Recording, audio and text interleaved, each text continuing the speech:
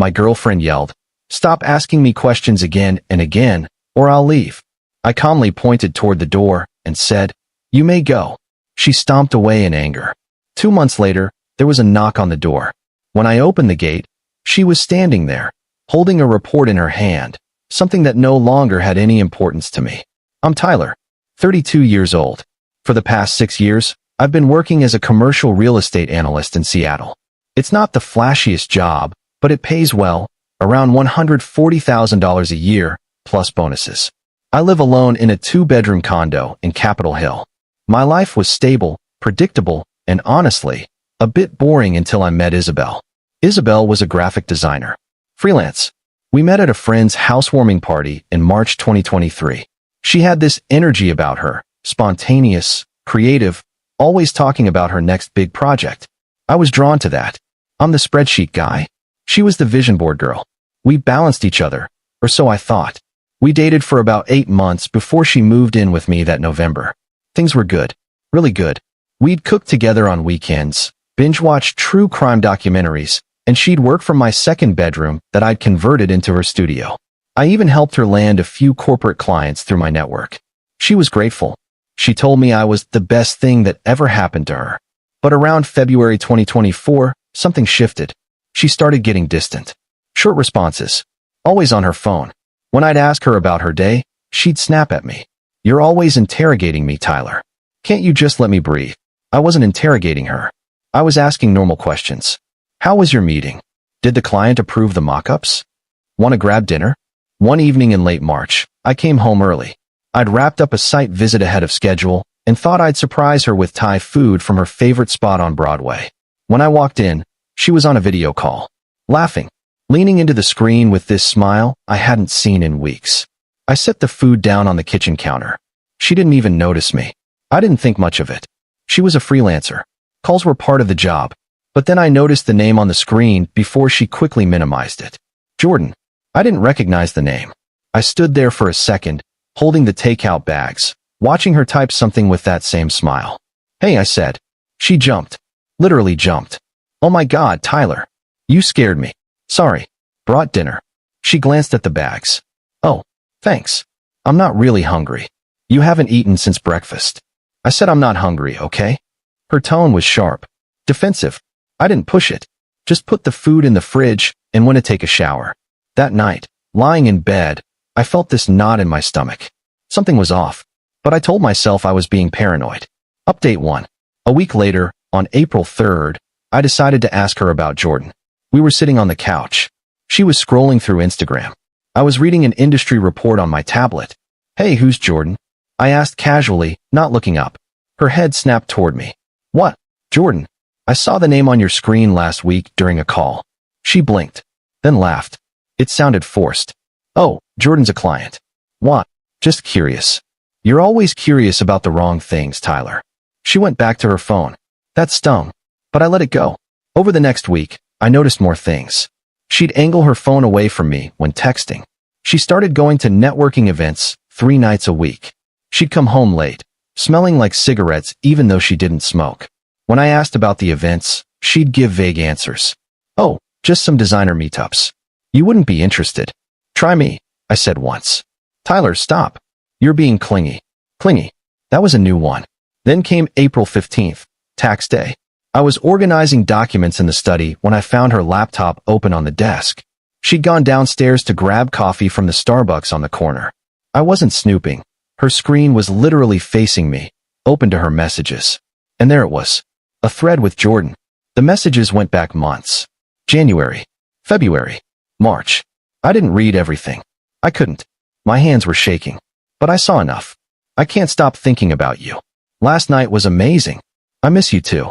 He doesn't get me like you do. I'll figure out how to tell him soon." There were photos too. Him and her at a bar. His arm around her waist. Her head on his shoulder. I felt like I couldn't breathe. When she came back 15 minutes later, I was still sitting there, staring at the screen. "Tyler? You okay?" She set the coffee down. I looked at her. Really looked at her. "Who's Jordan?" Her face went white. "I told you a CLI.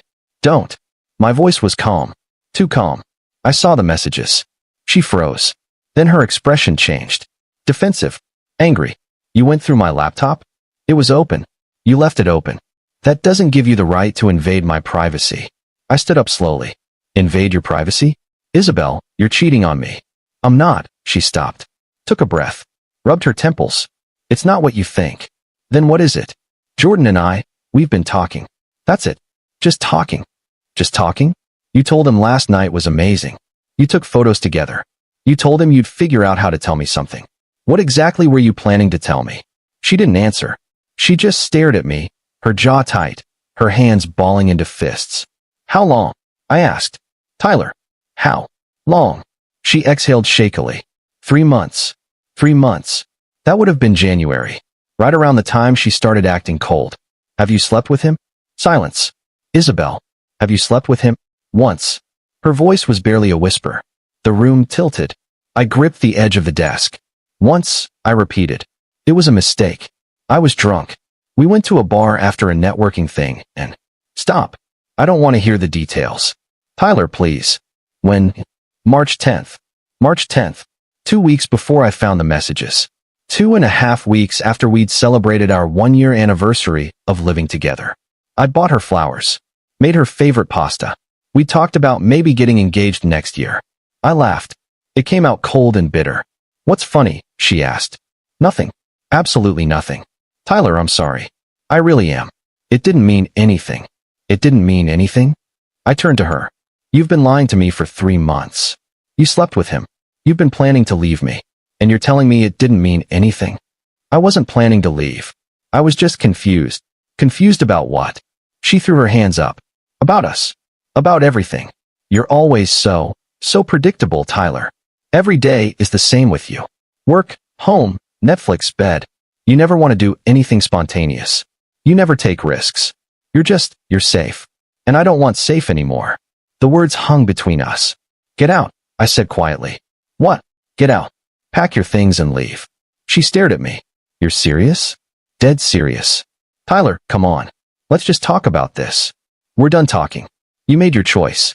Now get out of my home. She started crying then. Big, dramatic tears. The kind she used to cry during sad movies. Please. I'm sorry. I made a mistake. I'll cut him off. I promise. I'll block him right now. Just don't do this. I walked to the door and opened it. You can stay tonight if you need to pack. But I want you gone by tomorrow morning. She didn't move. Just stood there, sobbing, mascara running down her face. Did you hear me? This is my home too. No.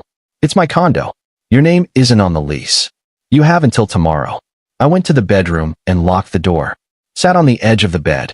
My phone buzzed. A text from her. I love you. Please don't do this. I didn't respond. Update 2. She left the next morning at 6 a.m. I heard her dragging her suitcases out. The door clicked shut. I didn't get up. For the next 2 weeks, my phone wouldn't stop buzzing. Texts. Voice messages. Emails. I miss you. Can we please talk? I made the biggest mistake of my life. Jordan means nothing to me. I ignored all of it. On April 22nd, she showed up at my building. The doorman called up. Sir, there's an Isabel here to see you. Tell her I'm not home. She showed up again on April 28th. Same result. I blocked her number on April 30th. Blocked her on Instagram, Facebook, everywhere. Then I threw myself into work. Took on 2 extra projects. Started staying at the office until 9 p.m. My boss pulled me aside one day. Tyler, you okay? You're burning yourself out. I'm fine, I lied. I wasn't fine. I was a mess. But at least work kept me distracted. By mid-May, I'd started going to the gym again. Hit the weights hard. Lost 10 pounds. Reconnected with my college buddy, Harrison, who I'd been neglecting. We'd grab beers on Friday nights. I even went on a couple of dates through apps. Nothing serious. Just trying to feel normal again. Life was getting back on track. Then came June 20th. A knock on my door. Around 7 p.m. I'd just gotten home from work. I wasn't expecting anyone. Looked through the peephole. Isabel. My stomach dropped. I opened the door. Kept my expression neutral. What do you want? She looked terrible. Thinner. Dark circles under her eyes. Hair pulled back in a messy bun. She was holding a manila folder. I need to show you something, she said. Her voice was shaky. I'm not interested. Tyler, please. It's important. I almost closed the door. But something in her voice, desperation, maybe, stopped me. You have 5 minutes, I said. She stepped inside. Didn't sit. Just stood there in my living room, clutching that folder like her life depended on it. "I'm pregnant," she said. The words hit me like a freight train. I stared at her. "Congratulations. I assume Jordan's the father." She shook her head quickly. "No, it's yours." I actually laughed. "Nice try, Isabel. I'm serious." She opened the folder with trembling hands and pulled out a piece of paper. "This is the ultrasound. I'm 12 weeks along." I looked at the paper. Black and white. A tiny blob on the screen. Date stamp. June 18th, 2024. 12 weeks. I repeated slowly, doing the math in my head. That would put conception in early April. Yes. We hadn't slept together since March. March 28th, she said quietly.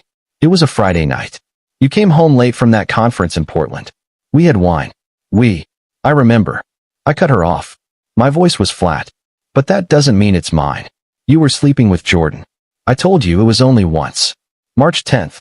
We used protection. And I haven't been with him since. And I'm supposed to just believe that? Tyler, I swear on my life.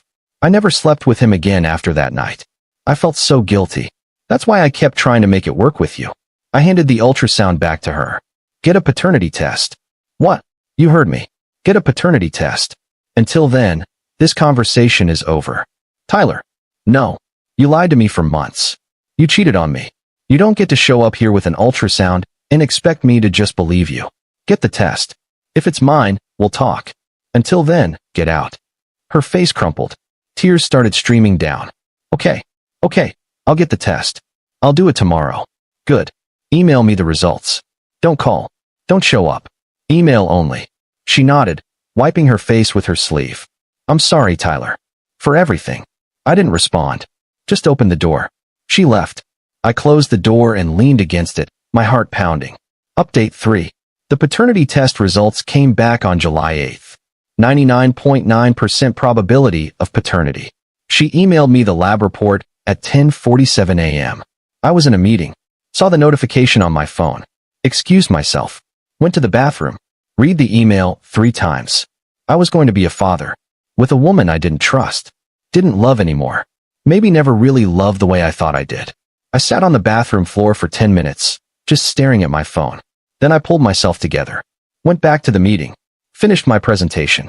Drove home. Called my lawyer the next day. His name was Gordon. Mid-50s. Handled my condo purchase. I need to draw up a co-parenting agreement, I told him. Okay. Are you and the mother together? No. And we won't be. All right. Let's talk about what you want. We spent 2 hours on the phone. Custody arrangements. Child support. Medical decisions. Everything. Gordon drafted the agreement. Sent it to Isabel's email on July 15th.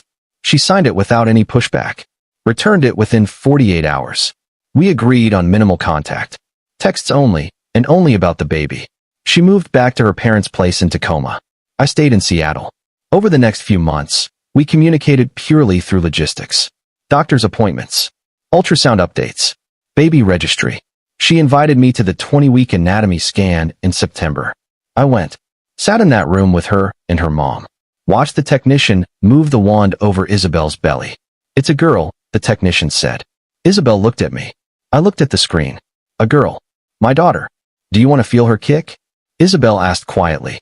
I hesitated. Then nodded. She took my hand and placed it on her belly. A few seconds later, I felt it. A tiny flutter. I pulled my hand away. She's healthy, the technician said cheerfully. Everything looks great. We left the clinic separately. The baby was born on December 18th, 2024. Isabel texted me at 3 a.m. Water broke. Heading to hospital. I drove to Tacoma. Got there at 5:30 a.m. Labor lasted 14 hours. I stayed in the waiting room most of the time. Her mom would come out with updates. She's at 7 centimeters. Almost time. At 7:42 p.m., the nurse came out. Would you like to come in? I followed her into the delivery room. Isabel was exhausted. Sweaty. Hair plastered to her forehead. You're here, she said. Yeah. 10 minutes later, my daughter was born. They handed her to me first. This tiny, red-faced, screaming bundle wrapped in a hospital blanket. She stopped crying when I held her. Looked up at me with these huge gray eyes. My eyes. Hi, I whispered. Isabel was crying. Happy tears, I think. What should we name her? She asked. You pick, I said. Lily. I looked down at my daughter. Lily. Yeah, that's good. Final update. It's been almost a year since that knock on my door. Lily's 10 months old now. I see her every other weekend, plus one weeknight dinner. She stays with me at my new place in Fremont. I sold the Capitol Hill condo in March. Too many memories. Too much baggage. The new place is bigger. 3 bedrooms. One's mine. One's my office. One's Lily's nursery. I painted it yellow. Bought a white crib. A rocking chair. Put up alphabet decals on the wall. When Lily's with me, I take her to the park. Read her board books. Give her mashed bananas that she throws on the floor. Change diapers. Rock her to sleep when she's fussy. Isabel and I are cordial. Polite. We text about schedules and daycare and pediatrician appointments. That's it. She's with Jordan now. They made it official in August 2024. He seems fine. I saw him once when I dropped Lily off. He was in the living room. Gave me an awkward wave. I nodded back. I don't hate him. I don't hate Isabel either. I'm just done. Done trying to make sense of how we got here. Done replaying conversations. Done wondering what I could have done differently. The truth is, Isabel was right. I am safe. Predictable. Boring. But I'm also the guy who shows up. Who pays child support 2 days early every month. Who rearranged his entire life for a daughter he didn't plan for. I started dating again in April. Her name's Andrea. We met at a coffee shop in Ballard. She's a veterinarian. 30 years old. She knows about Lily. Met her once. Was great with her. We're taking it slow. Really slow. Last week, Lily said her first word. Dada. Isabel texted me immediately. She said it. She said Dada. I stared at that text for a long time.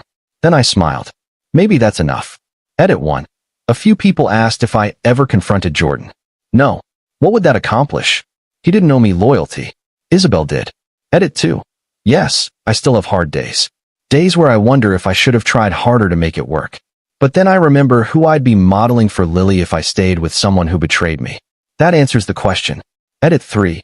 Someone asked if I'd ever consider getting back with Isabel for Lily's sake. Absolutely not. Co-parenting doesn't require romance. Lily will grow up seeing 2 parents who respect each other enough to do what's best for her. That's healthier than forcing something broken.